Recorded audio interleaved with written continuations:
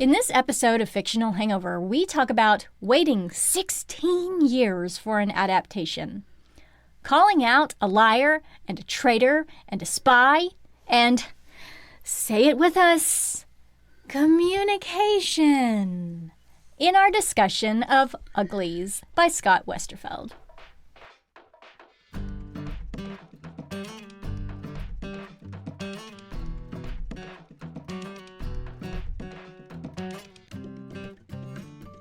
Hey everybody, welcome to Fictional Hangover, a podcast about young adult and new adult, and sometimes other books, series, authors, voice actors, and illustrators that is full of spoilers. I'm Amanda. And I'm Claire, and today we're going to discuss Uglies by Scott Westerfeld. Standard disclaimer. If you haven't read this book, I don't feel bad because it came out in 2005. So, I don't feel bad about spoiling it at all. Statute of limitations is well gone. Yeah. Please remember that Fictional Hangover is all about spoilers. If you haven't read or listened again, I don't care. But I guess stop listening to us and go read or listen to the book. Then come back. If you haven't done this but want to pretend that you have, or if you don't care about spoilers, or if you just like the show so much that you don't care about any of that, or if you want to know what happened in the book as opposed to what happens in the movie, then listen up. I guess. Yes. Fictional Hangover Theatre 3000 returns. Yes. Again, because it already has. Yes.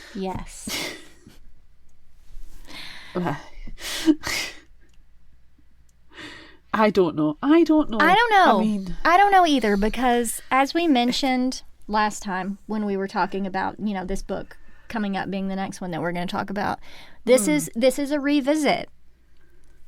We did this one in the before times, in the BC, before Claire. We talked about this, but not in our super in-depth detail like we do now.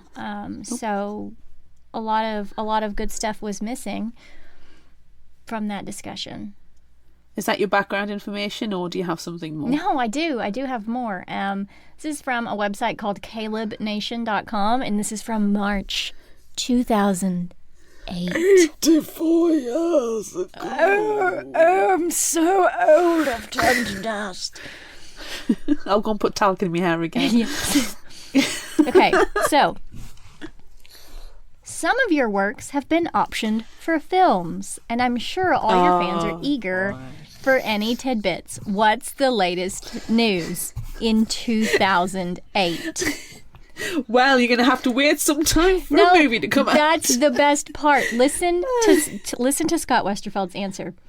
There hasn't been a lot of movement on the Uglies movie front. In my imagination, what's happening is this.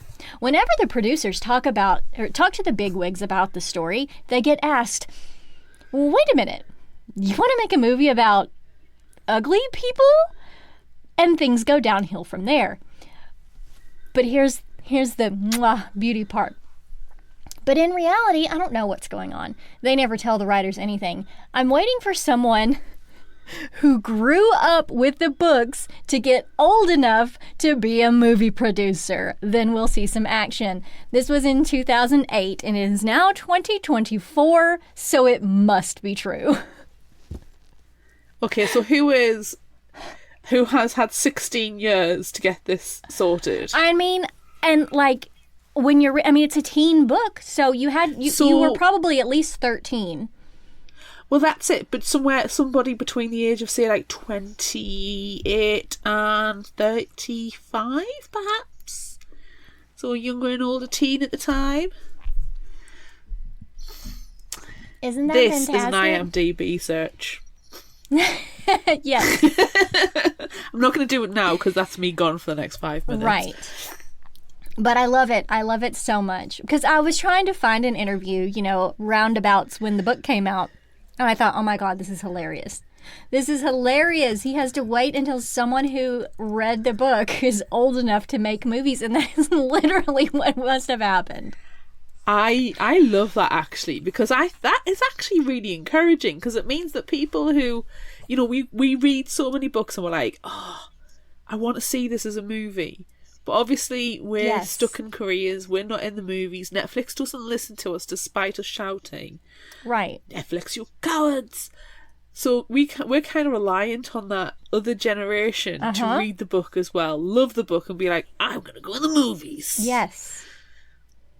So we need to make a name for myself, see? I'm going to make these movies, see? So we need to tell, like, teenagers, you know, now, to really read and, like, fall in love with belladonna like we have, and then help them get into school to, you know, produce movies. And then in 20 years, we'll have a belladonna movie. So freaking loud. There is going to be literally a point where I'm going to be like, I'm 84 years old. I've been waiting for this adaptation. Yes. And then when you watch it on your eyeball screens, yes, then you will expire when you're done watching it, because that's all you've been waiting for your entire life. I hope I'm not disappointed. Me too. That would suck. But that's how I feel about this one. I guess this is my initial thoughts. Like, I'm so excited to talk about this book with you, because we have very in-depth and ridiculous conversations. So I'm excited to revisit it, and I'm really excited to watch the movie. I'm sure there are going to be things that I go, wait, what? Why? Yeah, always. So, but I'm excited. I'm excited to watch it. Well, yeah, I have not even seen the trailer. Me neither. I didn't watch the trailer. I didn't want to watch the trailer. I thought there's no point. I'm going to watch it anyway. I will reserve my judgment of it until after we've had a conversation. I don't want it to influence. Right. But I was doing some notes today on the script because, surprise, we are actually scripted, to a degree. And I remembered saying something to you, so I was doing a search on our chat, and it went all the way back to 2019. 84 years. 84 years ago. And it was like, Uglies. Yep. I'm like, okay, we might not, we might cover it, we might not. And it's taken us quite some time to get round to it as well. Yep. So I quite like that symmetry. I like the fact that it's taken so long for the book to be adapted into a movie, and it's taken us so long to finally get to the book discussion. I like the symmetry of that. Yes. It's going to be good. Okay, well, are you ready? Are you ready to Always. dig in? Okay. Anticipating. No, and like I feel I wish that we were talking about book 2, because like the oh my god, I just want to read this summary to you would be happening constantly in book 2. But but it's not. It's book 1. So I'm gonna try to rein that in. So we have that to look forward to. Yeah. Tally is an ugly, but only for a few more months. Her best friend, Paris, just became a pretty and moved to new Pretty Town with the rest of the pretties. But Tally is still stuck living in Uglyville. Literally the name of the town. Luckily, I'm not very good at these tight namings conventions. Luckily, she and Paris used to sneak out all the time and sneak into New Prettyville. But before, they were having fun. Now, Tally just wants to see her best friend for even a few minutes. He hasn't been paying much attention to her since the pretty surgery, mostly because he lives in a different town. But soon, Tally will be pretty too, and they can be together again.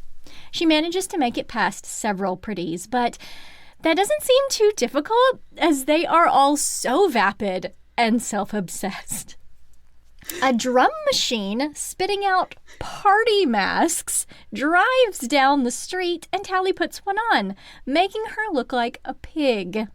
Pretty fitting for an ugly. I will admit I got very, very worried it was going to turn into something Lord of the Flies at this point, and we all know my feelings on that book. Don't worry. No, it really doesn't. Tally sneaks into a pretty mansion where a pretty party is happening. But uh-oh, it's a white tie party. Tally's muddy clothes and pig mask do not fit in, but I'm glad that she's wearing complimentary clothes that go with the pig mask. Right, sure. And you know what? Everyone else notices that too. Soon they start following, calling her, "Here, piggy, piggy," which is somewhat triggering. Tally ignores them, though she does feel really stupid and looks everywhere for Paris. She knows she'll be able to recognise him, even though he'll probably look very different because he's her best friend. The pig chasers catch up to Tally and she runs into an elevator to escape them, but she took off her interface ring before sneaking out so she couldn't be tracked, which basically means she's a nobody. Oh. Someone else joins her on the elevator, and luckily for Tally, it's Paris. Unluckily though, he treats her like crap. At least until she's pretty too, and dismisses her until she's had her surgery in 3 months. He commands the elevator to go to the roof and tells Tally she can escape the party by jumping off. Don't worry, it's not quite as shitty as it sounds. There are bungee jackets on the roof for pleasure jumping, and also in case of fire.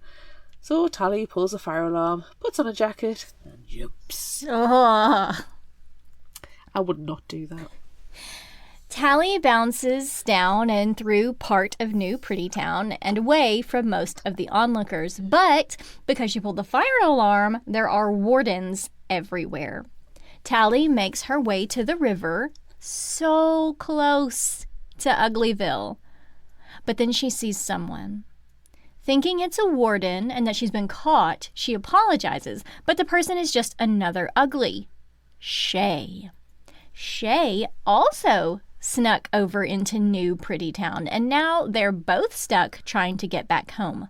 Shay floated over the river on a hoverboard to get to New Pretty Town, while Tally crossed an old bridge, and now she's teaching Shay the way. Tally and Shay become fast friends, literally, when Shay teaches Tally how to ride a hoverboard. It involves crash bracelets and a belly ring, both of which help maintain balance on the magnetised board. After a day of riding and falling, Tally and Shay discover they have the same birthday, so they'll turn pretty together. Though they both promise that if they didn't, they'd both come back to Uglyville from New Pretty Town to visit each other. They spend some time computerising future versions of themselves to imagine what they might look like as pretties, and Tally has lots of fun, but Shay seems reluctant and really only wants to go out hoverboarding again, which they finally do. Shay wants to take Tally out to the rusty ruins, the remains of an old city from back when everyone was ugly and stupid, aka us. I mean, our time. Yeah, now. And though she's worried about getting in trouble, Tally finally agrees.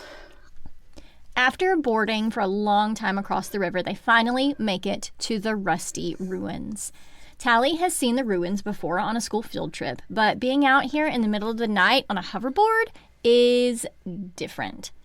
Shay leads Tally to a roller coaster that they ride on their hoverboards, even though part of it is broken, making for a terrifying freefall that scares Tally.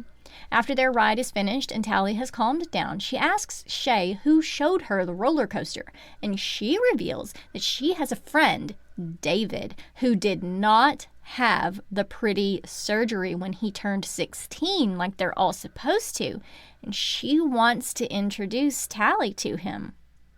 Now, unfortunately, after lighting a sparkler flare, David does not show up, so the girls head back home. Some weeks pass and Tally and Shay visit the rusty ruins looking for David, but never meeting him, and also playing sleep tricks on new Uglies. Kids or littlies. Littlies. Littlies. I hate the littlies. I hate that word. I hate it. It's awful. Sorry.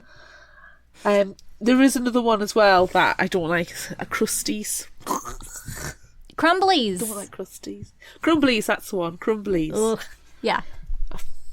who have just moved, the kids have just moved into the dorm with the other ugly teenagers. Tally is obsessed with becoming pretty in just 2 more weeks, but Shay isn't so certain. She actually wants to stay ugly because it seems when you turn pretty, you don't just lose your ugly old face, you lose any sense of adventure or cleverness. Not good. With 1 week to go to the operation, Tally gazes out of her window across the river into New Pretty Town. She and Shay haven't spoken since Shay said she didn't want to become pretty, but soon Shay comes crawling through Tally's window. They apologize and things go back to normal for like 2 seconds, because then Shay tells Tally she's running away. Several of her older friends did, and now she's joining them and she wants Tally to go with her. David knows of a place called The Smoke, where runaway uglies live together, never getting the surgery to become pretty. Tally thinks Shay is crazy, but she's got enough supplies for them to run away together and is completely prepared. Tally turns her down.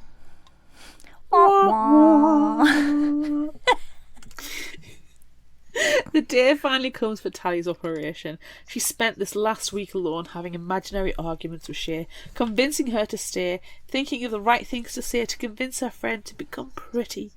She's whisked away by a middle pretty to a hospital in New Pretty Town, where they do all the operations on littlies, uglies, new pretties, middle pretties, and even late pretties from Crumblyville.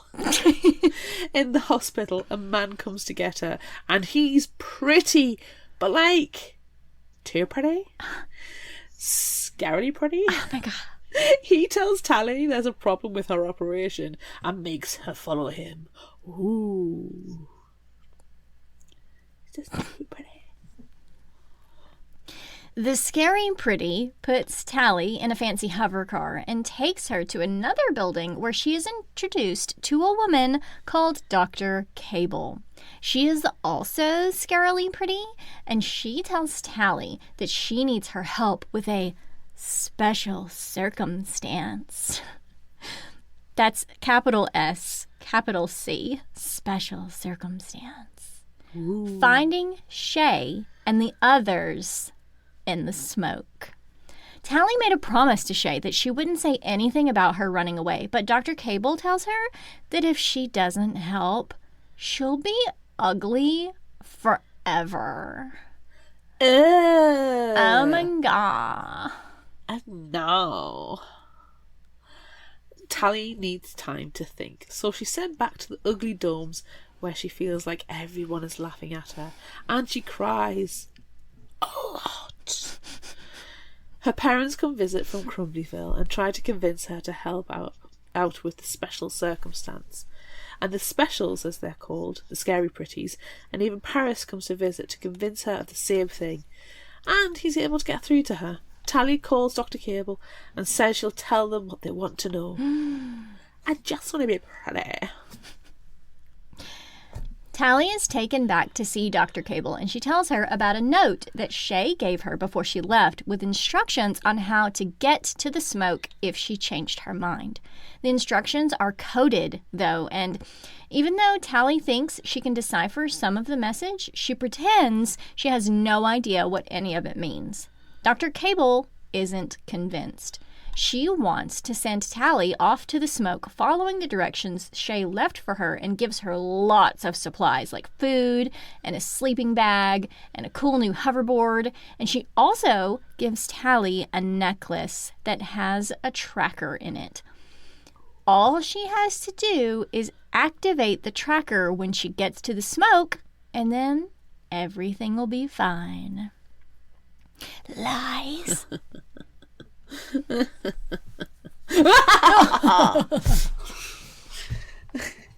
Tally sets off at midnight with instructions that no one knows she is leaving.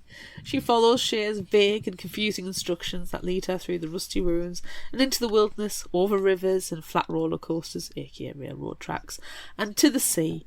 Tally eats her food rations, which are all spaghetti bolognese, I'm going to say it now. I freaking hated the way that the audiobook narrator said spag ball and the amount of freaking times that the phrase spag ball was used. I know. Just saying right now. So many times.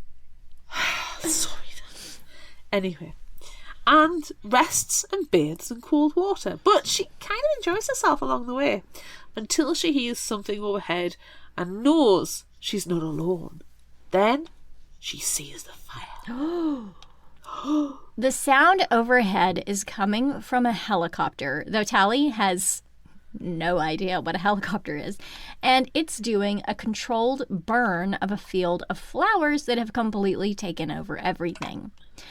This was mentioned in Shay's directions, and the people flying the helicopter rescue her and take her closer to the smoke and give her some better supplies, which is nice because the helicopter shredded her sleeping bag. These people aren't part of the smoke, but they help each other out. Tally hopes that through her long ordeal, the necklace Dr. Cable gave her will have broken. But if it did break, she'd be ugly for life. She has no choice but to make it to the smoke and betray her friend. Does she? Is that her only choice? Is it? No. Really? There's one thing that I'm sure we'll talk a lot about because we always talk about this in every YA book discussion that we've ever had. There's this one thing, and it's called communication. Ooh. Just say it out loud. Communication. Insert SpongeBob gif saying communication. Shay, David and some other uglies come to fetch Tally and check her over to make sure she's not spying on them. They find a tracker on her hoverboard but not on the necklace, which, whew. But also that was probably planned by Dr. Cable. Deciding she's okay, they take her into a valley and into the smoke, which is very smoky, aptly named you may say.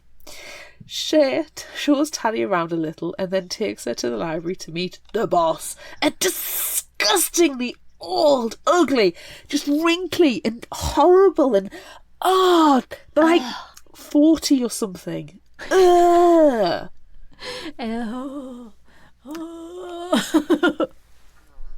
I was not happy at this bit, but whatevs. I'm only 40 years old. Anyway, they go and see the boss, the ugly old boss, to get work assignments. So annoying. While they wait on him, Shay shows Tally some ancient documents called magazines, full of photos of all sorts of different uglies. Tally is a little enthralled, but mostly disgusted by them. Ugh. Especially the super skinny ones called models. Soon the boss comes and berates them for touching the magazines without gloves, but then he assigns Tally's job and they leave. Don't touch my Vogue! Not my Cosmopolitan! No, put on the gloves! Put on the gloves to read in That's style. a 1979 vintage Playboy!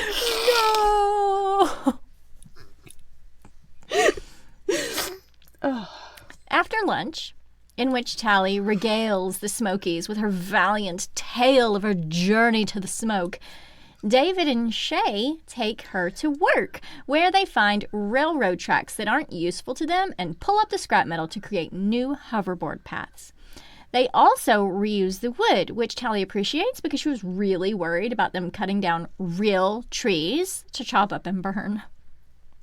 After a few hours of work, David makes Tally take a break and shows her a train tunnel that is now a mostly collapsed cave in the mountains, which she is baffled by, and then tells her a secret that he doesn't normally share with new people to the smoke. But she seems so serious that he knows he can trust her.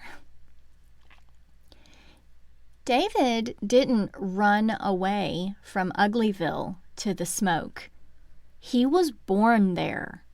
His parents were middle pretty doctors, but they left and somehow undid their operations. But David doesn't give details on how. During dinner, Tally tells everyone about the helicopter and that it was shredded her sleeping bag, and they're all mesmerised by her story. She feels bad that they all think she's so cool, when in fact she's a liar, and a traitor, and a spy. Oh my. Later that night, Shay takes Tally to a shop to trade some of her spag bol for a sleeping bag and other supplies, and while they're out, Shay confronts Tally about telling someone about the smoke. She noticed Tally's necklace earlier and assumes that Tally met a romantic interest who gave her the necklace and that she told him about running away to the smoke and left directions for him to get there too. Tally tries several times to tell Shay the truth. She's not too far off after all, but she can't do it. She also can't activate the tracker without ruining everyone's lives. Communication.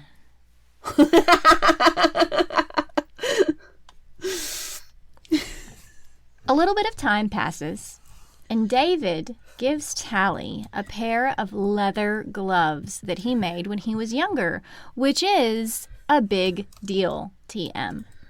Tally knows that gifts aren't given lightly in the smoke because everything has a use there, not like, in Uglyville or, Pretty Town where things aren't as special and you can get whatever you want whenever you want it. Tally works at cutting underbrush with one of the other runaways, Croy, and he questions how much spagball Tally actually had and if her journey to the smoke was as wild and difficult as she has been telling them it was. She tries to cover it up by saying that maybe she brought more with her than she originally said, but he seems very suspicious of her, which he should, because she is a liar and a traitor and a spy.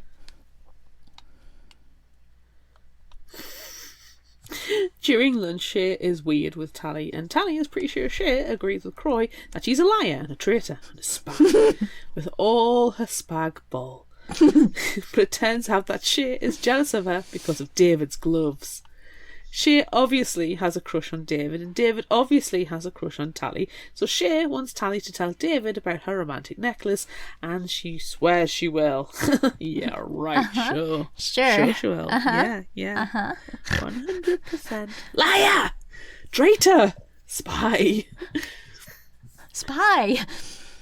After a dinner all alone, David comes up to Tally and asks to talk to her. They go for a walk, and he tells her how brave she is for coming to the smoke all alone, all on her own, even though it makes others like Croy not trust her. David is so impressed with Tally that she would just drop everything just to make sure Shay was okay in the smoke, and he keeps heaping the praise on, so she has to go along with it.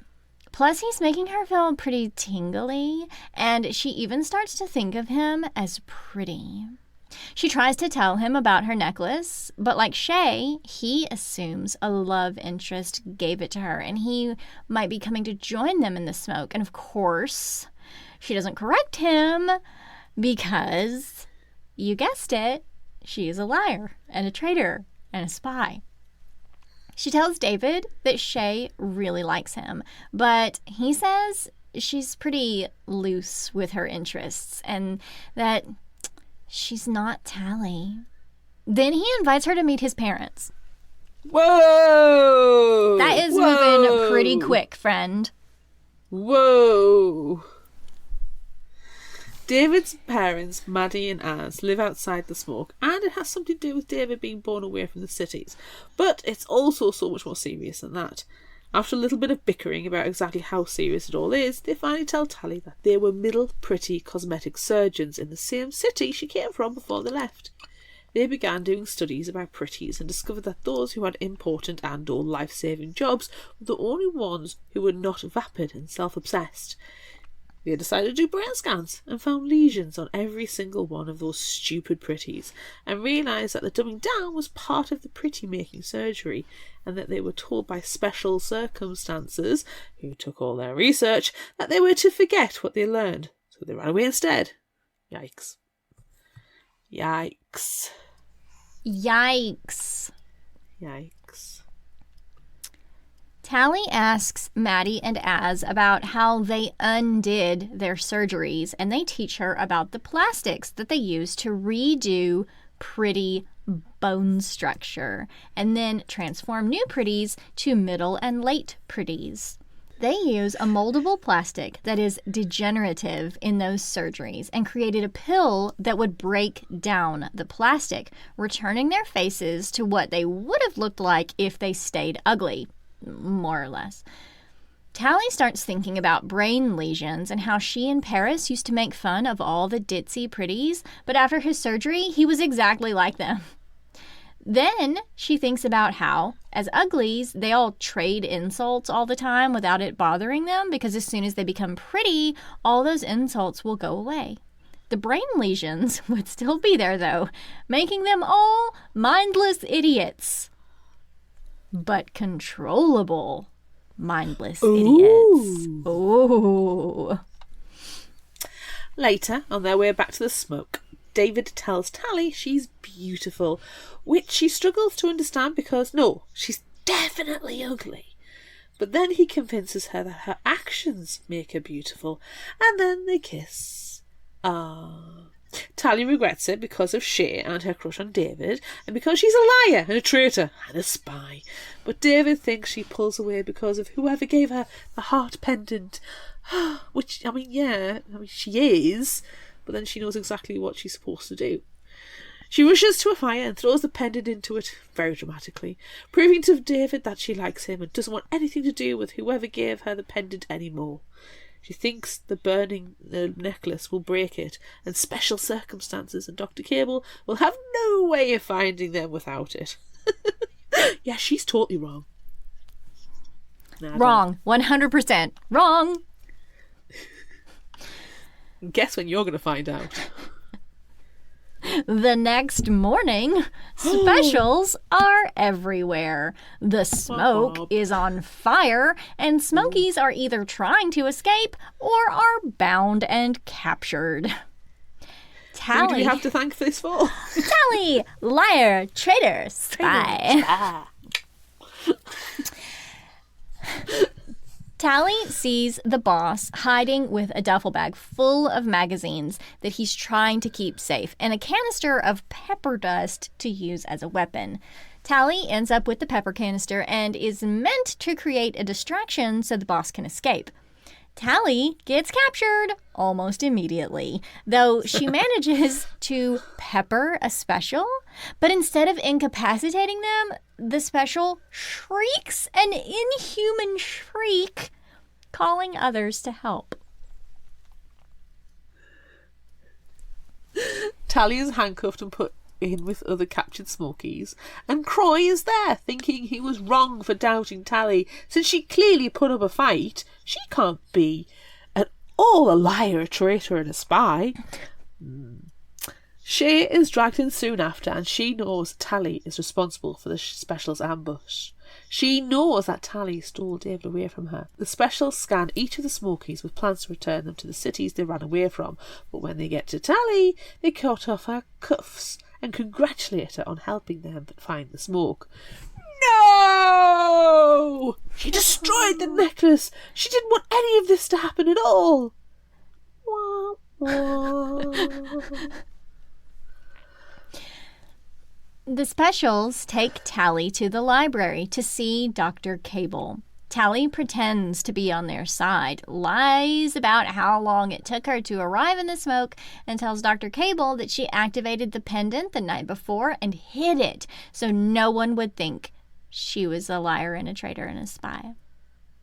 Dr. Cable is impressed with Tally's self-preservation, but asks her to retrieve the necklace because she doesn't want to leave any traces behind. Thinking quickly, Tally tells the guard, who has cuffed her again and is escorting her, that the necklace is on the roof, which, conveniently, is where the hoverboards are stored to recharge in the sunlight. After several fake stumbles, Tally manages to escape on a hoverboard. She rushes across rivers and railroad tracks, narrowly escaping the specials in their hover cars, and makes it to the cave David showed her earlier. And he's there. Oh. David is so happy to know that Tally escaped and asks her what happened. She explains everything. Well, not everything. Not that she's, a liar, a traitor and a spy. But, everything else around it. They decide they have to go back to the smoke to find his parents. The smoke is in complete ruins and it seems that everyone is gone. They discover that the library has been burned to the ground, which of course it would be. The specials don't want there to be any record of life before the pretty surgery. Tally wonders if the boss managed to escape with his magazines, so they go to try find him. First they find his bag of magazines, and then they find the boss. Dead. David really wants to find his parents now, so they head out of the rubble toward his family home. His family home is also rubble. Tally goes inside to look around and luckily doesn't find any human remains, so it seems that David's parents were either taken or they escaped. David knows that they were taken because his father had a very special knife that he would have taken with him if they left, and he uses it to try to cut the handcuffs that the specials put on Tally, but he can't cut them.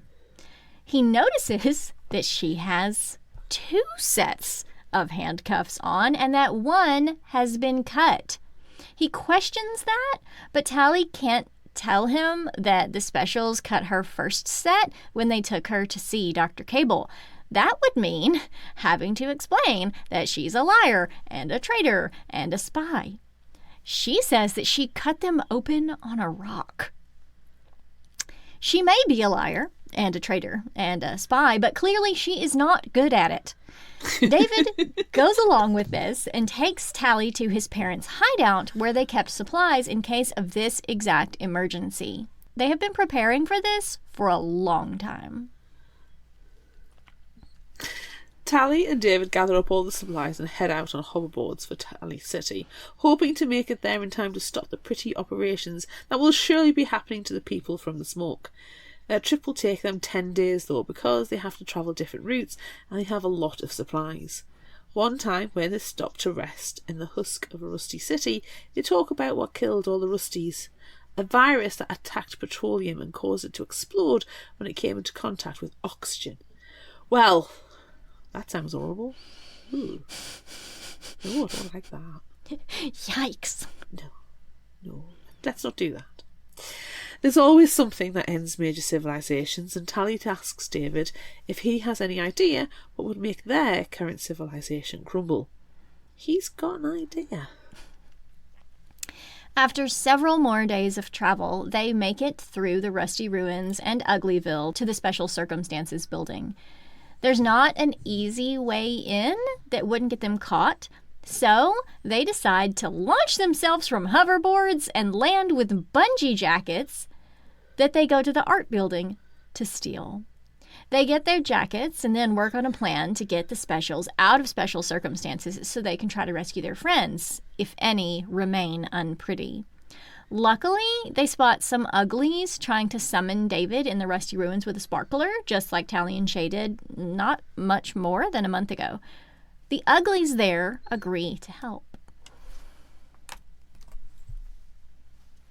The next night, the uglies spell out, "The smoke lives!" in sparklers, which is enough of a distraction to get 3 hover cars of specials out to investigate, giving Tally and David a chance to fall from their hoverboards wearing bungee jackets to the roof of Special Circumstances. They make their way inside and down the elevator shaft and all the way down to the bottom floor of the building, where they find rooms labelled for interrogation and isolation and detention, and then they hear Dr. Cable's voice. David thinks it's weird that Tally knows who Dr. Cable is, but when she opens the door and comes from the detention room, David knocks her out. Unfortunately, another person is with her, Shay, and she's like pretty. She's so pretty. She's so pretty. Okay, so you just said, unfortunately, Shay's there and she's pretty, but also, fortunately, Shay is pretty, which also means she's an idiot. So pretty. She seems completely fine with Tally and David being there and having knocked out Dr. Cable. She says that Dr. Cable brought her there to talk to the Smokies and asks if David knows that Tally was working with her. He's gone to try to rescue the others, and Shay tells Tally that her secret is like totes safe. She's being really weird, but that's probably normal for a new pretty. David and Tally manage to rescue everyone they can, including his mom, but not his dad, who Maddie reveals is dead. They use an unconscious Dr. Cable's eye to activate the elevator and get to the roof. Maddie sends Croy off in one direction on a hoverboard while the others take off in another. Summoning the hoverboards that Tally and David rode on set off all sorts of alarms, and specials come running creepily fast. But luckily, everyone gets away for now. Tally and Shay ride off together, Tally apologising for accidentally betraying the smoke and finally explaining what she did and what happened, and not, meaning to summon the specials when she destroyed the necklace because she's, a liar, a traitor and a spy. Unfortunately, Shay is pretty and brain damaged into not caring about Tally being a liar and a traitor and a spy. At least Tally finally told someone, though, Yeah? Yeah? I mean, guess. She's an idiot. But guess. She told someone. I guess.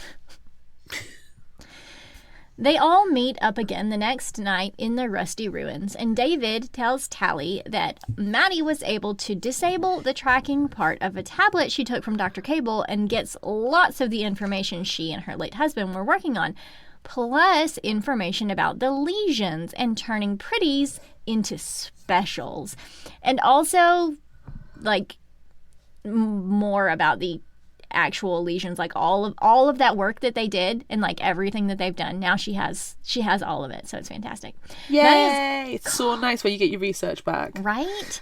Maddie is confident she can cure them.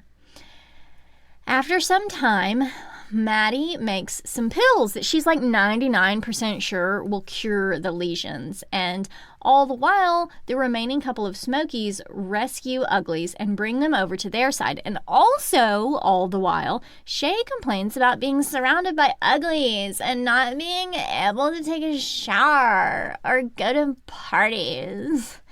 It's exhausting.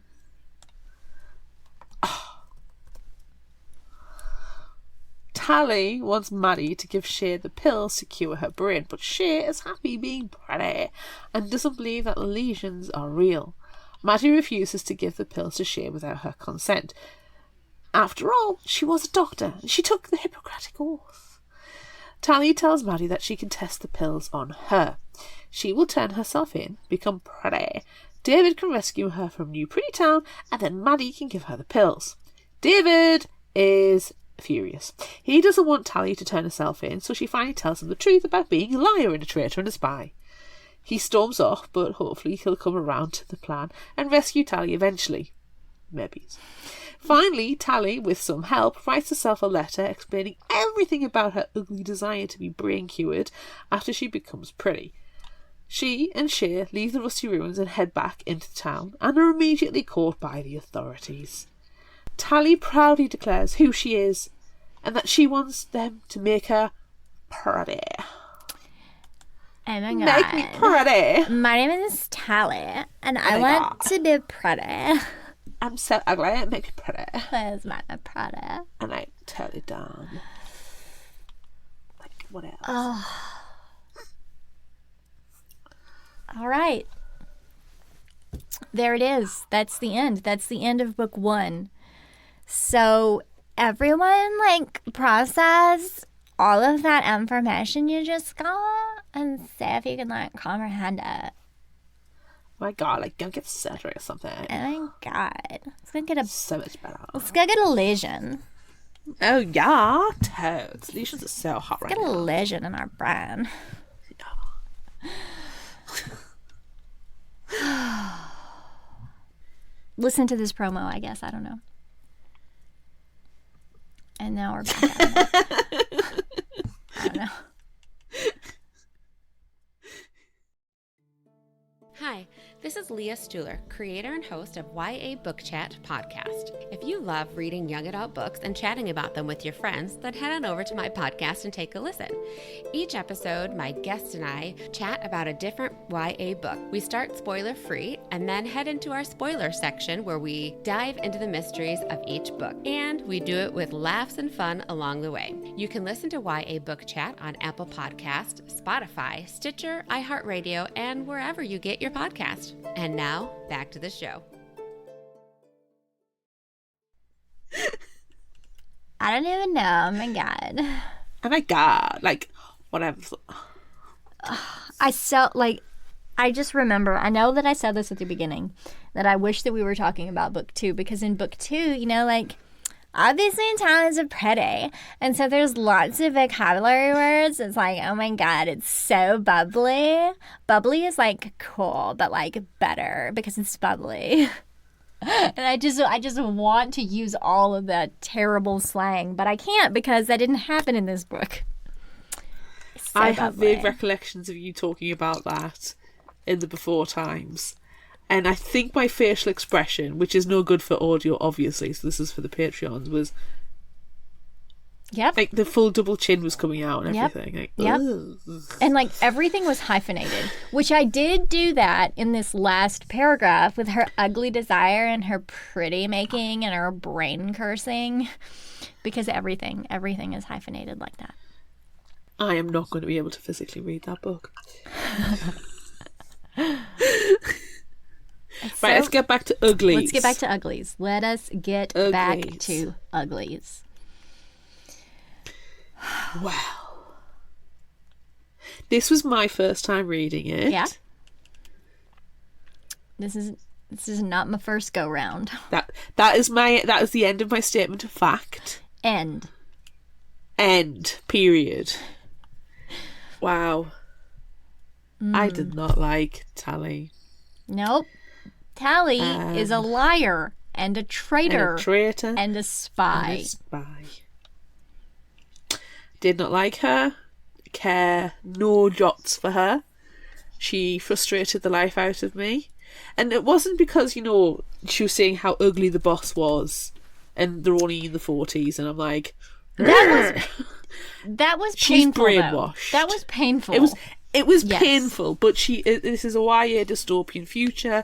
She has been brainwashed into believing that. So there is a certain level of forgiveness I can deal with. It was funny when I was listening to it, and I laughed about that bit because I was like, too close. It's too close. Yeah. Especially because it was near my birthday as well when I was actually listening to it, and I'm like, oh, I'm getting so. Anywho. You need to head over to Crumblyville. I think I'm already there. It's a one-way ticket to Crumblyville for me. Anywho, Tally just... No, I didn't like her. She's not a strong enough character for me to be leading this story. I did not care about her. I don't care that she wants to do the right thing after being a liar, a traitor, and a spy. I don't see what David sees in her. And it isn't as if they've had time to develop a relationship and David's had time to get to know Tally. It was literally 24 hours. It's like, oh, we'll show you the secret cave and tell you all these secrets. And I'm like, David, you're an idiot. Yes. Yeah, that bothered me as well. But just the fact that, like, oh, you came here all on your own to save your friend, to make sure your friend was okay, and that just makes you an amazing human being. Like, doesn't it though? Does it? She is. How often must David come to New Pretty Town as well, on his own, and make that journey on his own, if he's already met Shay and he's basically recruiting Uglies to come to the Smokies? It makes it less impressive. Yeah. And I describe this entire journey, which you succinctly put into one paragraph and was annoying the life out of me because it's a full third of the book is Tally leaving New Pretty Town and eventually getting to the Smokies. It's a full third of the book. And I was like, my description to you was, it's all gone a little YA Tolkien. Yes. Like, we've all seen The Lord of the Rings. I freaking love The Lord of the Rings. Yes. But Jiminy Cricket, Tally just walked through the Mordor in those sections, but it was a lot more annoying. And she ate so much spagball. Oh my god, I hate that with a fiery passion. I hate it. I know. I don't know if it's just because of the audiobook narrator and the way that they said it, because otherwise, fine, no issues with the narrator, but the way they said spagball pissed me off. Just say spaghetti bolognese, or just say spaghetti. Spagball. I mean, we use spagball. You know, my mum will say, "Oh, we're having spagball for tea. Do you want to come round?" I'm like, lovely, but it was so overused. Spagball. And she uses it as a freaking currency. I'm like, whatever. It's put me off having spaghetti bolognese. Can I just tell you, I just went back in time. I time traveled. Ooh. And this time, doing this book, I read it because everybody has it checked out right now. And I had the audio checked out, but I had it checked out like 2 months ago and I missed it. And then you had it checked out, and then I couldn't get around to listening to it. So I read the physical book this time, not even the ebook. I read the physical book this time. But I've just traveled back in time to read my standout moments from episode 46, everyone. Ooh, wow. Yeah, and I said, my notes are, well, in the audio, the pronunciation of spagball changes after Tally arrives in the smoke. That was pretty terrible, especially since spagball was mentioned 1,000 times. I also found her trek to the smoke to be a little too much. And it's like, exactly. It's like we are the same. It's the same. It's like I mean, I've got access to those old scripts as well, but I did not look. I swear to God, I did not look. It's like we're the same. But yeah, okay. Yeah. But there are lots of things that I did like. Oh yeah. That I liked back then and I still like now. And like, it came out in 2005, right? And that's like when YA dystopia was. I actually looked because I thought, what YA dystopian books really stand out to me? And it's Divergent, it's Maze Runner, it's The Hunger Games, and this was the first one. Like the selection, this is the earliest one. So this is one of the ones that was, groundbreaking. Yeah. This started off the YA dystopian genre. Yes. So I really liked I liked the world building, and in a lot of the background info, I read a lot of articles, I read a lot of things, and there was one thing that I really enjoyed, and everyone asks like, hey, Scott Westerfeld, you're an adult man. How hard was it writing the voice of a teenage girl? And he's like, I love that everyone always asks me this question and not, hey, Scott Westerfeld, how difficult was it for you to write 300 years into the future and create a whole new world? Like, they don't care about that. It's just, you're a man and you're writing as if you were a girl. So I like his world. I like that it's, the Rusty Ruins. That was us.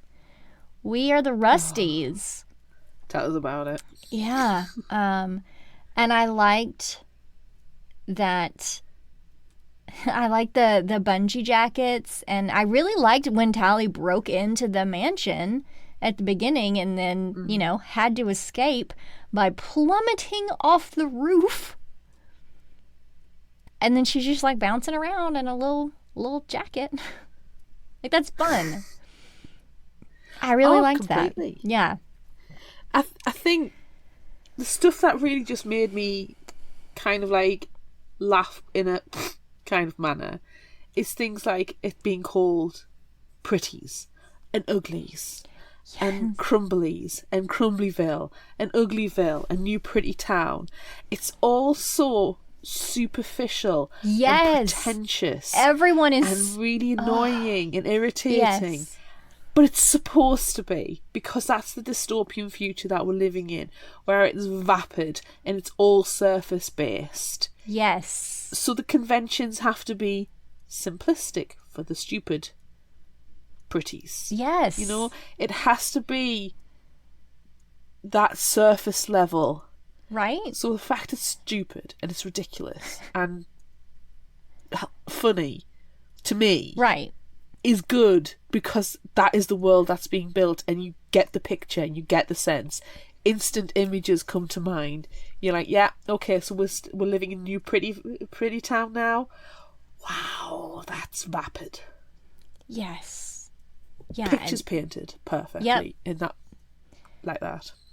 And you live in Uglyville, and the children are called Littlies because they're little. They're Littlies. Oh, it's just so. It's like in Star Wars when they call all the little ones younglings. It's just too on the nose, isn't it? It's just, where's Anakin Skywalker when you need him? Right, but they're all so stupid, and they're like, well, it makes perfect sense. I'm calling them little because they're little. They're littler than I am. Because they're crumbling. They're crumbling. Oh my god! That's oh my god! And we are pretties, and we live in New Pretty Town because you know why? Because we're new pretties. Like, and we're gonna go party. Oh my god! Oh, I love it. Yeah. I love it. Yeah. It is. It is fun. If I could take Tally out as the main character, or just give her, I don't know, make her less freaking irritating. Yeah. I think I would love it more. Yes. She was very frustrating, and just it's the same thing. It's the same issue that we always have with communication. If she would have told anyone, like, hey, I got here and I didn't know what to do at first, and I was made to come here, and look, I have this necklace, and like, I don't know what to do because I'm supposed to activate this necklace, and then people are going to come, and they're going to come out here, and I don't want to do that anymore. So someone please help me. Yeah. Then a none of this would have adult happened. with two brain cells to rub together would have gone, give it here, thank you. Now go and sit your pretty little head, your ugly little head down and eat some spag bol. Yeah, here's your spag bol. Have your spag bol. But I like that there is this technology where you can carry these dehydrated food things, and you just activate them with a little bit of water, and like everything heats up, and it's all like it's so neat. It's so neat, this weird dystopian food stuffs. But the fact that they all have stupid names, it's painful. It's painful, and it's not just spag bol. Like, there are other things later, which is going to be one of our would you rather questions, so I don't want to mention any of them right now, but they're all stupid like that. And I hate it, but I love it. Speaking of stupid, I do actually have a question. What? Is the early summer sky the colour of cat vomit? Having never seen cat vomit, I need to know. I don't know, but that is one of, cat vomit is different colors. It's many colors. It's the colors of the rainbow, if you want it to be. But I think that that is one of the best opening lines of a book.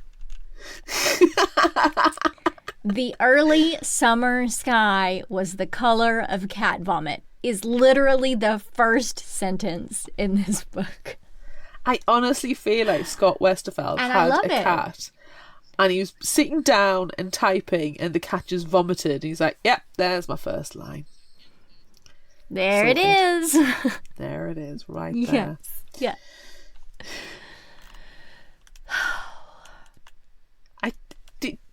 Shay, can we talk about Shay for a second? Sure. I kind of like Shay at the beginning. I kind of like the way she was trying to broaden Tally's horizons. You know, showing the hoverboard, blah blah. I like the fact that she very much asserted herself as her own independent person. It was like, yeah, I'm not taking the surgery. I'm not going to become a pretty. I don't want to become a pretty. I want to stay an ugly. I'm going to go to the Smokies. And I overall, in the majority of the case, like the character, but did she think she was genuinely in a relationship with David? I don't know. That made me feel icky. Thank you. Yeah, because two people need to agree if they're in a relationship. She hasn't been there much.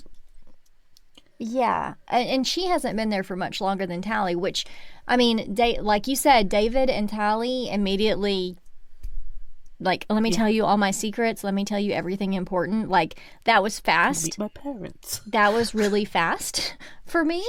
But, yeah, I don't know. Why can't we just be friends? Why can't we just be friends for a little while? Why do we immediately have to love? And like, what about Paris?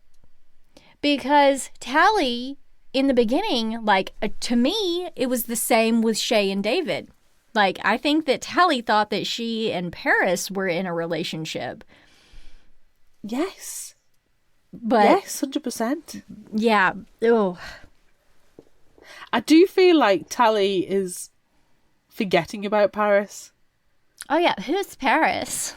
Who's that? What? Who's that? I got David. Oh my god, is that like a Rusty Ruin? Oh my god.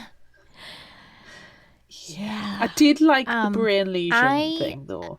I do really like the brain lesions, I will say, because I think that's an interesting way to separate the people who are just new pretties, no intelligence, vapid, to the more intelligent pretties, middle pretties, whatever, who were running things. Yeah. I think that's a very good explanation.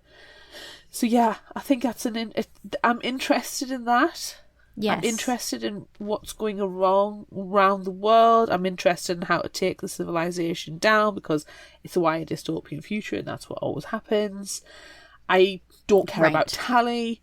I don't want David to forgive her for being a liar, a traitor, and a spy. I do not want this, but it's probably going to happen. Yeah. Overall, it's a decent start. It is an early YA dystopian future. Yes. Not bad. Not great. Not bad. Yeah, but you know, if we didn't have this one, would we have any of the others? That is an excellent point, and possibly not. I don't know. I don't know. I don't know. I think it's a dangerous one though, because of because of saying this is what's pretty and this is what's ugly. You know, that distinction.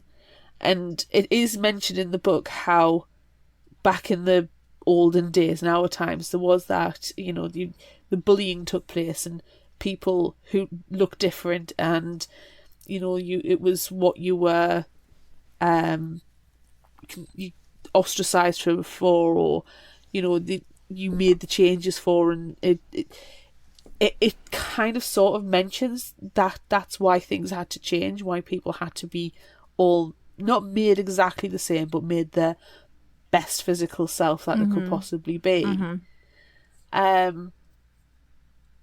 So it is interesting. I don't know, but it is a dangerous, potentially misinterpreted message. Everyone has to. We got to take away our differences, because that's what made us fight.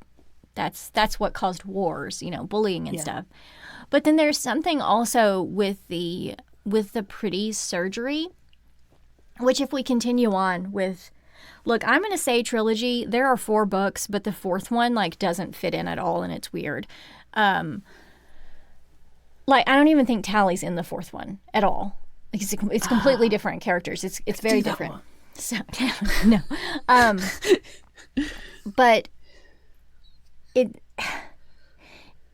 it's mentioned in this one when they have the surgery, their eyes are made bigger, so they look more vulnerable, and it's gross. It's gross, the descriptions of what you look like when you get the surgery. And then in book 2, they mention at the beginning of this one, they're looking at scans of their faces, and they're choosing, do they want to focus on their right side or their left side, because that's being symmetrical is, it's technically beautiful. And that's the thing now, the golden ratio of face. Recently, Robert Pattinson is the most scientifically beautiful person because his face is so symmetrical and even, right? Is it? So, that's a thing. He's 98% symmetrical, or some high 90s percentage. And then there's several other people, Jensen Ackles is one too. His face is very symmetrical. And so I remember, what's she called? She used to go out with Hugh Grant. Liz Hurley. She's apparently got a symmetrical face. So anyway, this is supposed to be scientifically beautiful, this having symmetrical faces. So at the beginning of this one, they're like, which side do you like better, your right side or your left side? And that's how Shay led Tally to the ruins, because she used these clues, whatever, and you don't like your right side, so don't go that way, or whatever.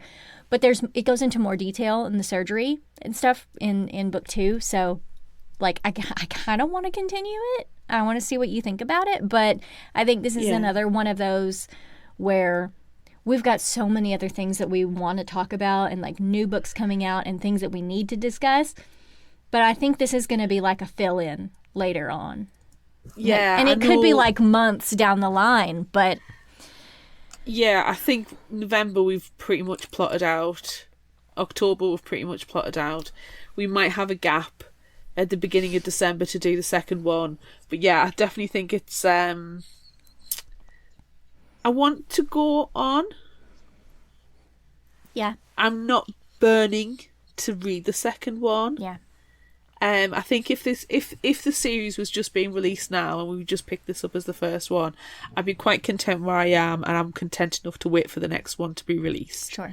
So I don't have that burning desire to pick up the next one and see instantly what happens. Wisteria is sitting on my shelf, and I'm so desperate to read it. Yes. But I know at the moment I don't have that chance to sit and read and enjoy that. It's not that burning desire. I literally finally, hallelujah, on day of recording, my copy of The Madness came, and I'm dying to sit and read that. I know it's a sequel, but I need to read that, so I've got other books that I would rather get to first. Yeah. And if we do fit it into the rotation, I'm happy to do so, and I'm happy to continue. I do want to find out more about it. Yeah. Like I say, I'm not bothered about Tally. Don't care. I know David's going to forgive her, and there's going to be more smooching between them. It's a YA dystopian future, of course that's going to happen. But there's things I want to find out about. I want to know if Shay has her surgery reversed. I want to see the civilization crumble and people assert their individuality in both personality and appearance. Yeah. Because I was somebody who doesn't fit in with that model, who would be classed as a crumbly, ugly, vom, vom, vom, vom. Yeah. I'm taking umbrage at their society and want to see it destroyed. Let the world burn. So yeah, I'm happy to continue with it. But yeah, like I said, not a burning desire to go straight into book 2 straight away. Yeah. It's at the library. We're good to go though when we want to. Yeah. Yeah. Support your local libraries. Libraries are great. Yes. Tell a librarian how much you love them sometime. Yeah, we need it. We need to feel that. We need to hear that. Did you have a favorite character? I mean, not particularly, if I'm absolutely honest. If I'm pushed into answering, I would probably say David's parents, just for them actually seeing something weird and researching it and finding that weirdness and then wanting to make a difference. And that's probably about it. After that, I'm struggling with the characters and where they are. I would say that, like, I guess David, Dr. Cable, I love a good villain, you know, but I just went back in time and looked at the notes again, and who is your favorite character? David, I guess, with a question mark. And then, no, it gets better. It gets better. Are you ready? Are you ready for this sentence? I don't really care for Tally or Shay too much. Yes! I just feel so validated. Yes. I feel really seen right now. Yeah. So thank you. Thank Yes. you very much for that. Yes. Yeah. And oh my God. Oh, it's so funny. It's so funny. And I did not go back and look at this, everyone. I'm just saying, like, I'm looking at these notes now, and this is the first time I can verify that you didn't, because it did not come up. Yes. As a recently seen document Yeah. on our drive. So now looking at surprises, my surprise now is that Tally was able to get away with being a liar and a traitor and a spy. Same. And then this, my surprise back in the day was, I was surprised by Tally being able to get away from the specials so easily. Like, she's not talented. How do you just get away with all this stuff? Yeah, I don't get it. She's no skill, no talent. No. I don't get it. Oh. Nobody does. No. Oh. I'm so glad that past Amanda and current Amanda are of like mind. Yeah. And that current Claire is of like mind with both. Yes. So I'm tickled pink right now. Man. I really like this is the is this the second book that we've done from the before times? No, third. No, more. Third, we did fourth? all of the selection. Yes, I forgot about those, and we did some. We've redone a couple of Dawn Dawns. Kurdigich. And now this one. And I'm sure there's something else. Custard Protocol. Oh yeah, because we did all 4 of those in one go. Yeah. That was like a like episode 8 or something. That was the very, very, very beginning. That was what got me listening to you. Yay! 300 plus episodes later. Sucks to be you. I'm a crumbly. I feel like I'm a crumbly. I'm crumbly. There might be something else, but I can't think off the top of my head. But I like it. I like revisiting them. Yeah. It's interesting. It's fun. There's a certain level of nostalgia. Even though I wasn't hosting, I was just a listener. Right. So there is that certain level of nostalgia. A certain level of vindication as well, because I feel like, yes, I agree. Yeah, it's interesting. We'll have to have a look to see what others are in the back catalogue that I know. I mean, we don't have very many. There's only, 50 or so. We can check it out. Yeah. We might even be nice and say to the Patreons, which one would you like us to read in? Yes, we should do that. Oh, that's nice. Maybe we should put that up as a poll somewhere. Yeah. Should we move on? Should we move on to Would Yes, You that's Rather? Would You Rather. Okay. Pew, pew, pew, pew, pew, pew, pew, pew, pew. We asked on social media, would you rather have a perfectly symmetrical face based on your right side or your left side? On Facebook, 66% right.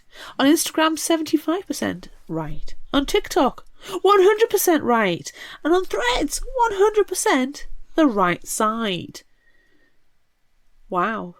Have we ever had one that's just always wrong? I don't know if we have. We That's don't insane. have many comments this week. I think probably because people don't know what to say, which is fair. Colin on Facebook says, now, as the world's most handsome man, this is especially hard to answer. After all, why mess with perfection? In the spirit of the question, though, I'll go with my right side. My eyebrow on my left side sticks up like Ming the Merciless bullshit in a roguishly handsome kind of way. I believe this may be too much for the fair men and women of the world to handle if we were both sides. So, mirror the right to save everyone from having to change their underwear every time this evening. Can confirm, full-on Ming the Merciless eyebrow takes place. I love it, and I would like them on both sides. Coral on Facebook says right side because that's my good side. And Bree on Facebook said, I am right-handed, so I might as well be right-faced too. I choose my left side. That's the side that I always turn to when I take photos of myself. That's where my nose piercing is. And my right side is where my snaggletooth is. So, no thank you. I do not want to have double snaggles. Which you can't even really tell. You can't tell unless you're right up on it. Yeah. But I'm looking. So if people haven't seen the social media image that we use for the Would It You was Rather, so bad. I was not expecting you to choose that because my face is cut in half the wrong way and it's so squish and the shading is so bad. But you did it. I don't care. I had to do it. It was so awful that's the reason I did do it, because they're so bad. But when I look at my right side, I look like a UK comedian called Sarah Milligan, who's actually from the Northeast as well. But when I look at my left side, my face is kind of like there's a lot more shape to it.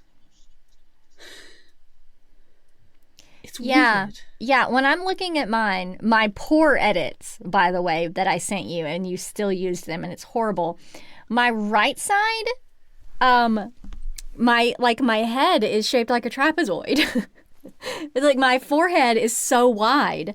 And then the left side, my face is it's like this wide. It's so narrow. Weird, isn't it? It's very weird. I don't understand why it's done that. But I still like that side better. So weird. Yeah, I don't know. Yeah. And this is a picture that I have taken. We talked about this in that episode, in episode 46 or whatever the fuck it is. And we took these photos then as well. And for the longest time, okay, I have an Android phone and I use Google Photos. And for the longest time, one of my symmetrical faces was my photo. It's the photo that Google chose of me to represent me. And I think it's because my face was perfectly symmetrical. And it thought that was my prettiest one because science. So, yeah. Hate it. It's weird. Yeah.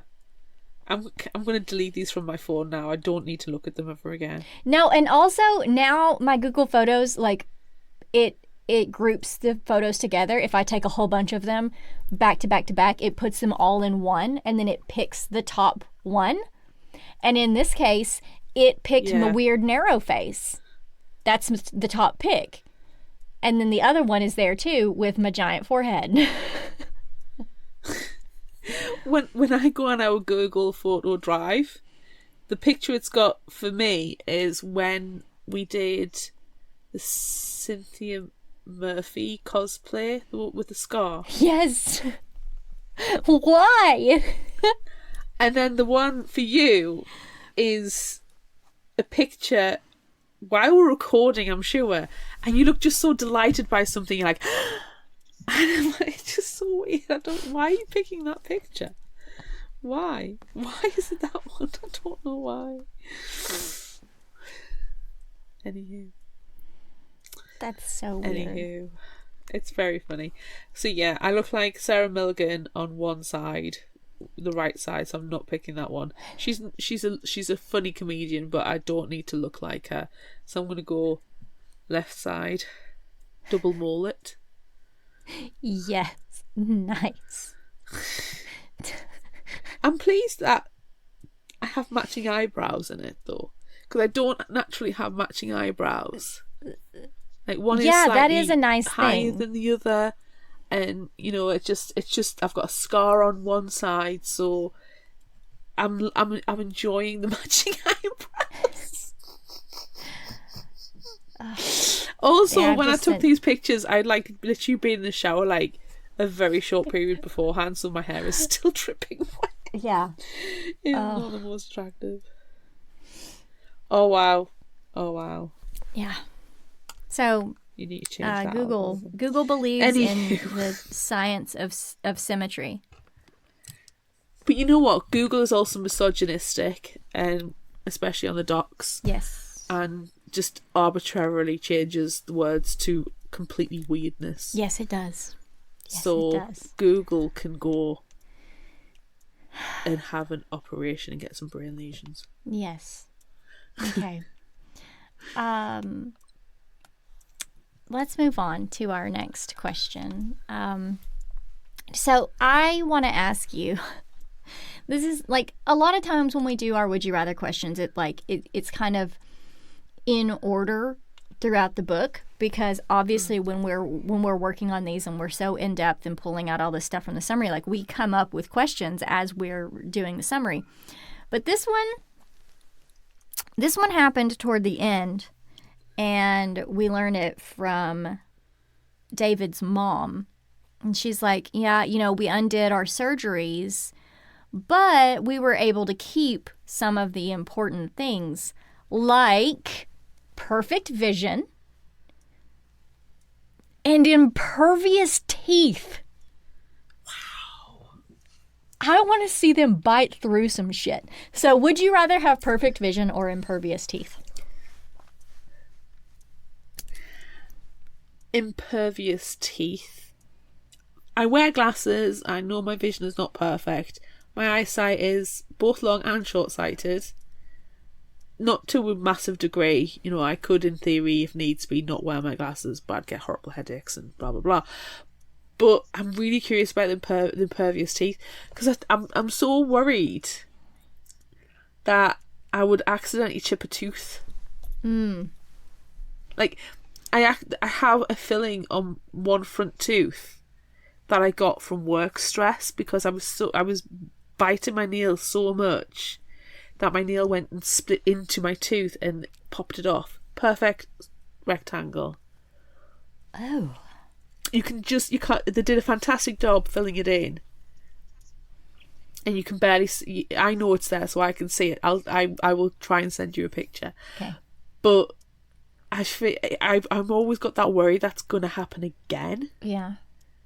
So I'm going to go with impervious teeth.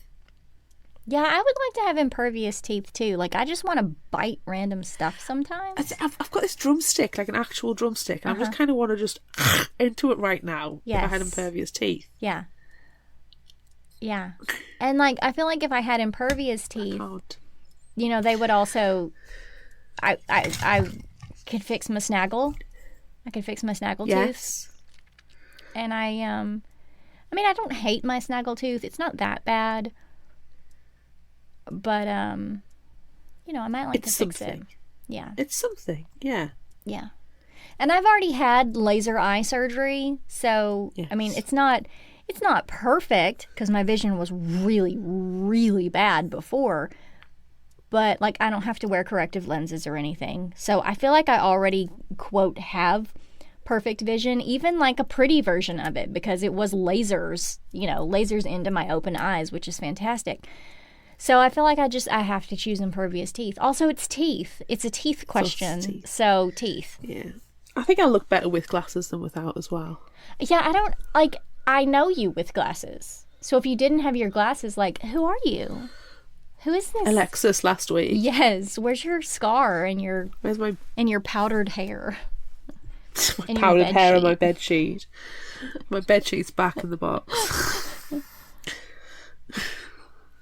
I remember when I first got my glasses at school, I was just walking along and my head of house, Mrs. Fagan, was walking past me and she did a double take, realised it was me and went, Claire, yes, those glasses, they suit you. Your face was made to, carry off glasses.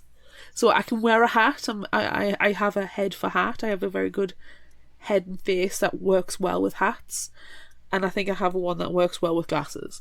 So I'm happy. I'll keep my vision as is. But yeah, give me those teeth. I want to just gnaw into things. Yeah. Yeah. Yeah. I want to eat a rack of ribs and start gnawing on the bones and really freak people out. Yeah, just bite straight through it. Yeah. Yeah. Yeah. Start freaking people out with what I'm biting into. Yeah. Yeah, that'd be fun. Okay. Next question. Would you rather eat spag bol, veggie rice, curry nudes, swede balls, or egg sal? And I hate every single one of those. Yeah. There is one more that they mentioned that I didn't include because it was real, and it was pad thai, and I would choose pad thai. Oh, yeah. I think it's hard because I would probably pick spag bowl if we were talking about eating spaghetti or eating rice or eating curry or eating meatballs or eating egg salad. Egg salad, absolute last bottom choice. Last one. Set it on fire. I don't want it. But I don't want to say that I would eat spag ball because it's spag ball. I don't eat spag ball. But I would probably... I ain't eating spag ball. Honestly, I would probably choose spag ball, but I don't want to eat spag ball. So I'm going to pick sweet balls. No, I'm going to pick veggie rice. That's what I'm choosing. Veggie rice. See, I'm going to pick veggie rice as well because I think it's the least offensively condensed name. Veggie rice feels like something, even though I have said that we sometimes say spag ball at home. You can't say it anymore. I'm sorry. No, it's killed it. It's all meaning has been lost. Yeah, I'm sorry. But veggie rice is just like, say, oh, I'll just do a pot of veggie rice tonight, which just means I'll make up cut some vegetables up and, cook some rice and mix it together. Curry nudes? Oh, yeah. Don't call noodles nudes. That's just stupid. And yeah. What is the spice level of the curry? How curried is it? Yeah. Is it is it green? Is it noodle? Red? Is it yellow? What's our flavor? Is it one of those add the boiling water ramen curry noodles? And some of them I like and some of them I don't like. If it's a branded pot noodle, those smell gross and disgusting. Is it a super noodle where the noodles go really sloppy and soft and horrible? Or is it a vermicelli Singapore noodle? From the Chinese takeout. I freaking love vermicelli noodles. Singapore noodles from it's probably not going to be that good. No, I'm hungry for that now. Yeah. And swede balls. I mean, I really like. I like a meatball. Vegetarian sweet meatballs. I eat vegetarian meatballs. They're very, very nice. Yeah, and every time we go to IKEA, Claire, you've got to have your meatball. You got to have your meatballs, and those are Swedish. Swedish. I need to go to IKEA actually. I'm very excited. Well, Yeah. I'm not very excited about going out to IKEA, but I'm very excited about having Swedish meatballs on IKEA. Right. Yeah, it's veggie rice. Yeah, it's veggie rice. Veggie rice. Yeah. Especially when it's reconstituted like this is, I feel like it's the less one that's going to gross me out. Yeah. And I'm really particular about meat. I like meat. I am an omnivore. I know you're reluctant, Yes. but I feel like if I'm going to reconstitute something, I'm safer with veggie rice. Yeah. I am an unenthusiastic carnivore, as we know. I know that I said the egg salad was the egg salad was the last one that I would choose ever, and especially because in the book they described it. You know, they're sitting down and eating, and she's eating some egg salad, and it's hot. No. Yeah, no, and no, that no. just Ooh. grossed me out completely. So, veggie rice. If I had to put them in order, Yeah. veggie rice, spag bowl, sweet balls, curry nudes, egg salad at the bottom of the list. Veggie rice, sweet balls, curry nudes, spag bol, egg sal. Okay. But if it was spaghetti bolognese, vegetable rice, curried noodles, Swedish meatballs, or egg salad, might be a different list. It would be. You're right. It 100% would be. Oh, next question. Okay. Would you rather hoverboard or bungee jacket? If I hoverboard, I'm going to... My knees can't hoverboard. But you said at the beginning that you would not jump off the building with your I'm bungee not jacket. jumping off the building in the bungee jacket. Do you know what? I introduced my child today to Back to the Future. So in honour of watching Back to the Future, which he very much enjoyed, I'm going to say hoverboard. Mm-hmm. Because as a child of the 80s, we should be having hoverboards right now. Yes, they we should should. be our reality. Yes. So I am going to demand, as part of my Would You Rather, the hoverboard. Okay. Yes. And a proper one, not the stupid ones they've got now, which with are the out wheels. of hoverboards. They're just wheels. 2 wheels. You're on wheels. You're not hovering. Exactly. So Where's stupid. the hovering? None. You're on wheels. You're on the ground. I also pick hoverboard. I don't like heights, and I mean to wear a bungee jacket, to jump off of something and then bounce sounds like it would be super fun, but I am so terrified of heights. I wouldn't be able to do it. Yeah. There's no way. If there was a fire on a tower and it was a life or death situation, I would push you off with wearing the bungee jacket. You may hate me for it, but I would have to do it to save you. Ooh. Second question. Yeah. Pairing with this one. Would you rather bungee off of a roof or into an elevator shaft? Off a roof. I'd go the shaft. No, there's spikes at the bottom of the shaft. There's always spikes at the bottom of the shaft. I've seen enough horror movies for there to be spikes at the bottom of the shaft. Or if it's not spikes, it's like dead bodies and the bones are sticking up.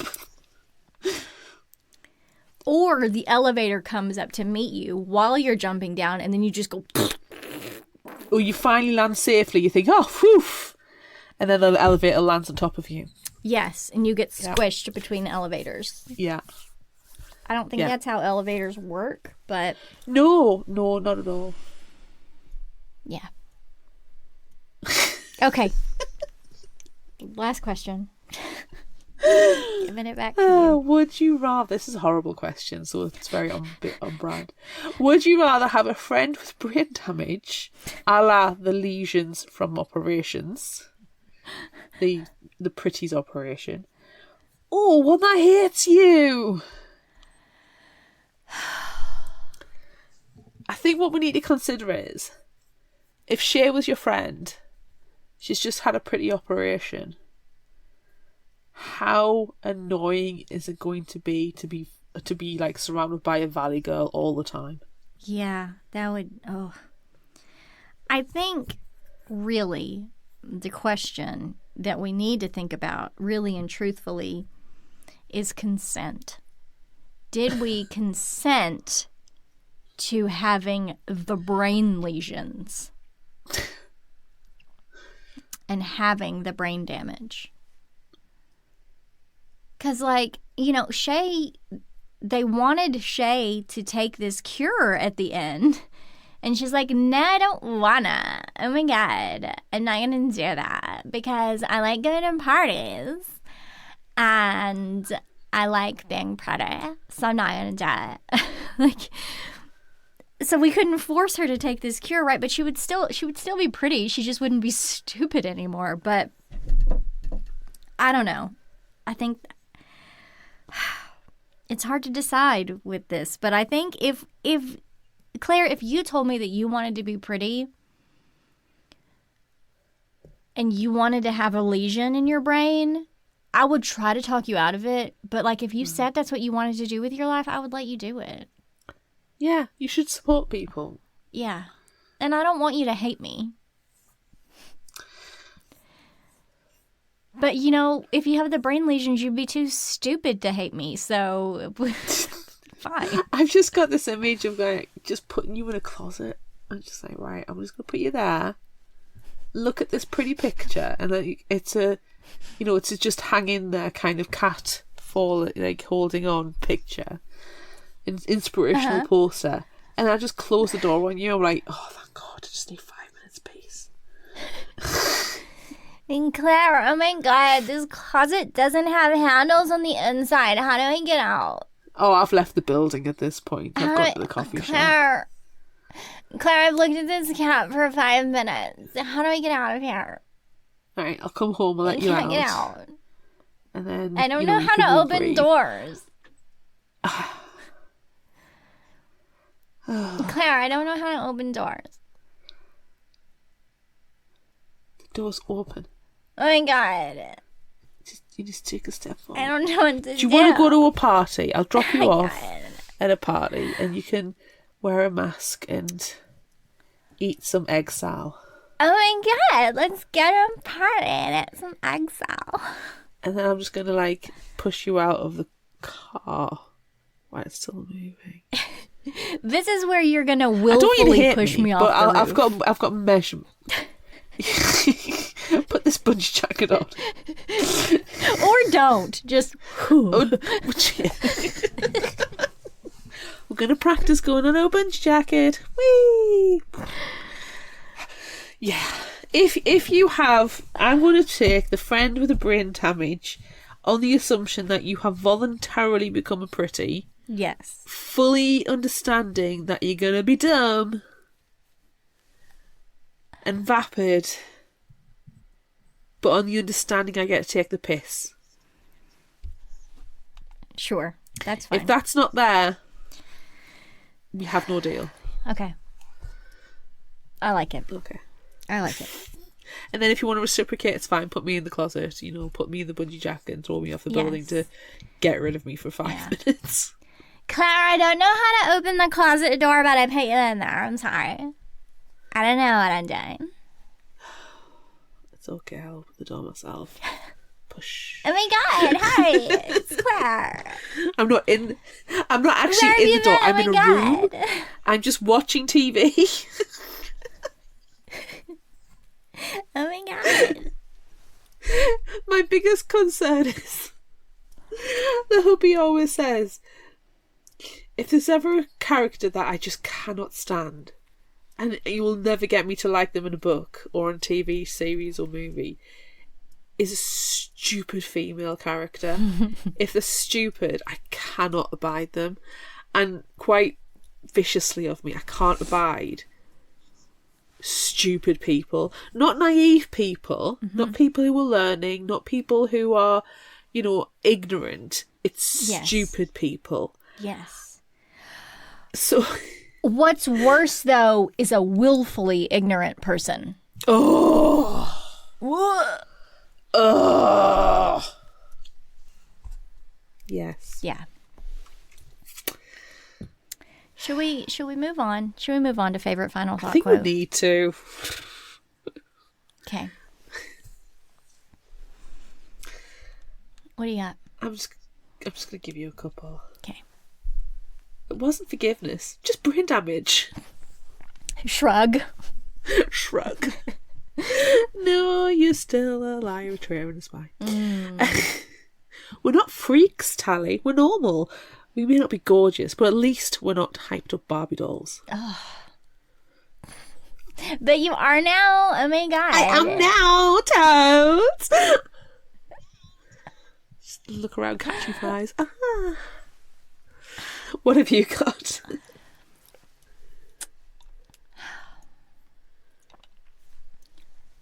I loved this. It's like the motto. It's the motto of the Predays. Act stupid, have fun, and make noise. Please don't. Act stupid, have fun, but you have to make noise. I'm old. I'm a crumbly. You're I can't be dealing with you.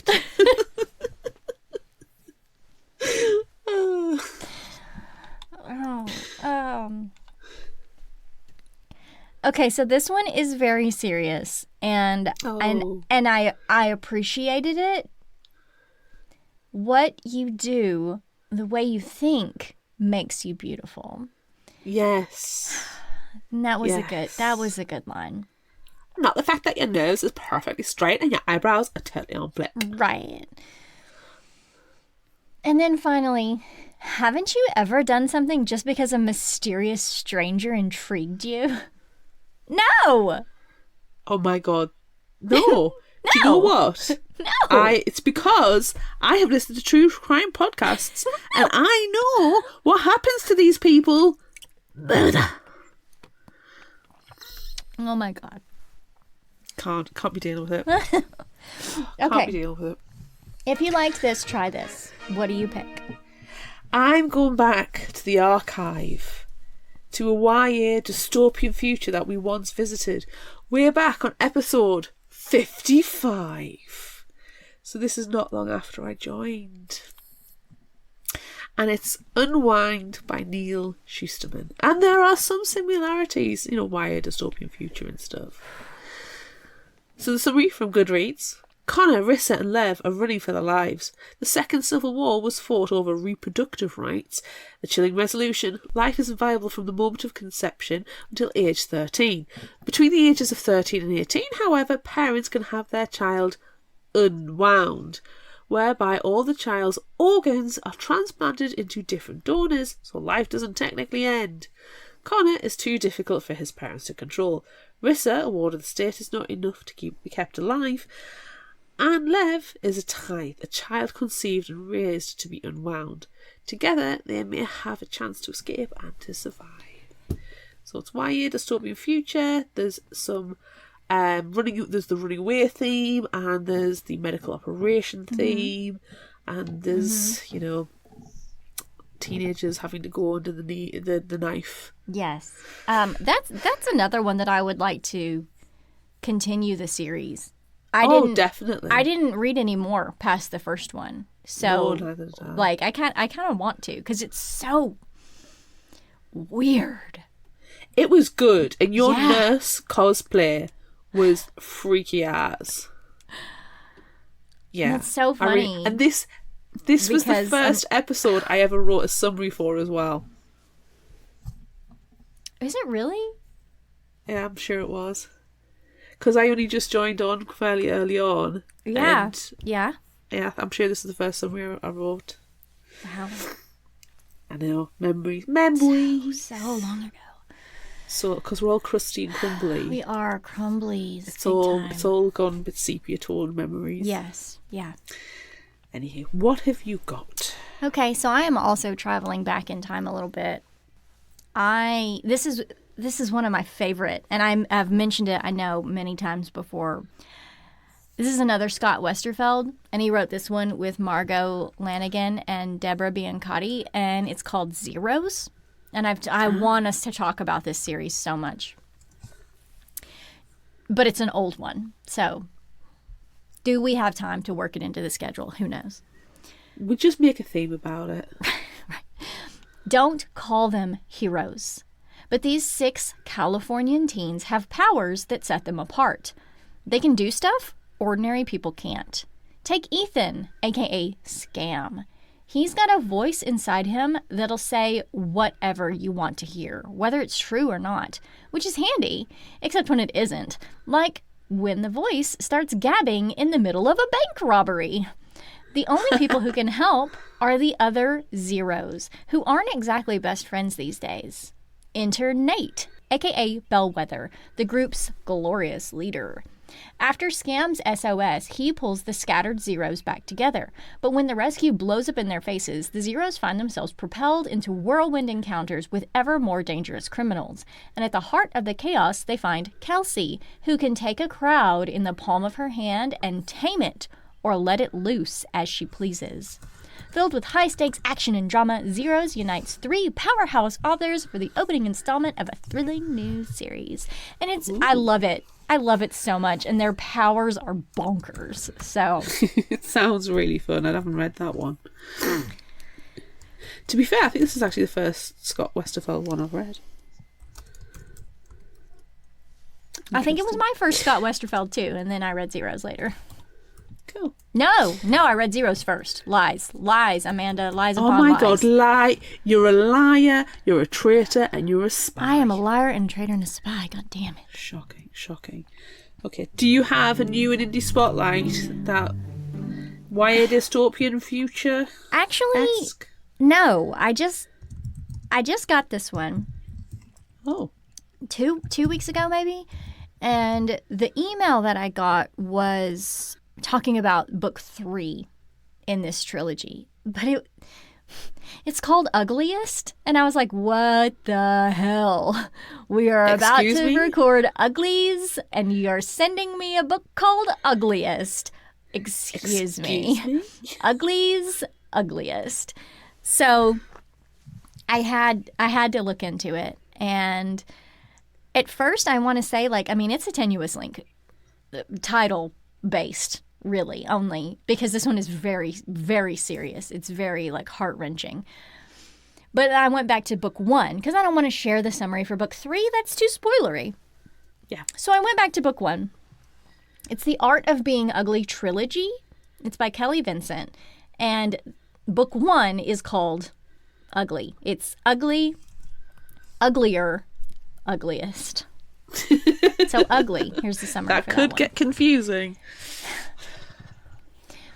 She's struggling to know her authentic self. When a teenager loses her best friend, can she muster the strength to forge a different path? Small town Oklahoma. Nick Summers feels deflated, overweight, and cruelly labeled as an ugly lesbian. Despite liking boys, the 15-year-old artist is devastated when her best and only friend announces their family is relocating to Scotland. And after a well-intentioned makeover freaks her out, the desperate introvert tumbles down an internet rabbit hole questioning her gender identity. Trying but failing to make new friends before she's left all alone, Nick is plagued by self-doubt. And when her soul-searching leads her to stumble on the label gender nonconforming, she fears sharing that revelation might only make things worse. As she battles uncertainty and cruel judgment, can Nick learn to feel comfortable in her own skin? So this is a very serious take on very similar things. And I just want, I know that Nick in this summary, it's not the same. Nick doesn't have the option to go and become a pretty, oh my God, but it's heart-wrenching. But there are some more tenuous, #tenuous links, Nick's friend leaves, and we get a well-intentioned makeover. It doesn't make Nick stupid, but... No, I think it sounds like it's very much a story of self-discovery. Yes. And trying to find your authentic self, and I think that's the main thing. Yeah. And I always tell my offspring that the world would be a very boring place if everybody looked the same. Mm-hmm. And if everybody loved the same and everybody believed the same. Right. It would be a very boring world. If everybody acted the same. The best thing to do is not be a garbage person. It would be horrible. It would be a horrible place. Exactly. Yeah. All you want is people to not be a garbage person and live their authentic best life. Yes. Yes. And if you feel that surgery is something that needs to happen to live your best authentic life, and I know some people are trying to get the funds to have that surgery to change their body to make them feel more comfortable, then all power to them. Oh, yeah. But we do not need to become symmetrical robots, Right, yes. rapid valley girls I feel like- in order to do that. Be who you need to be, but don't get Yeah. this pretty surgery. Oh my god, don't get the brain lesions. Don't get the Nobody wants a lesions. lesion. Don't do Don't get a brain that. lesion. But oh my No. gosh, Don't get brain lesion. be yourself. And if that takes a surgery, do it. And I love you and I support you. But don't get the lesions. Don't get brain lesions. Okay? Don't get brain lesions. It's not good for you. Oh my god. Okay. I can't do it anymore. I mean, yes, I can constantly, but I'm not going to. That's it for this episode of Fictional Hangover. I'm Amanda. And I'm Claire. Join us next time as we discuss Ghost Roast by Shawnee Gibbs, and Emily Cannon. Look out for our Would You Rather polls and monthly challenges on social media. Don't forget about our book club on Discord. Be sure to visit our shop on Redbubble at fictionalhangover.redbubble.com for all your favorite Fictional Hangover themed merchandise, and become a patron of ours on Patreon at patreon.com/fictionalhangover. Until next time, remember, the only cure for a fictional hangover is another book.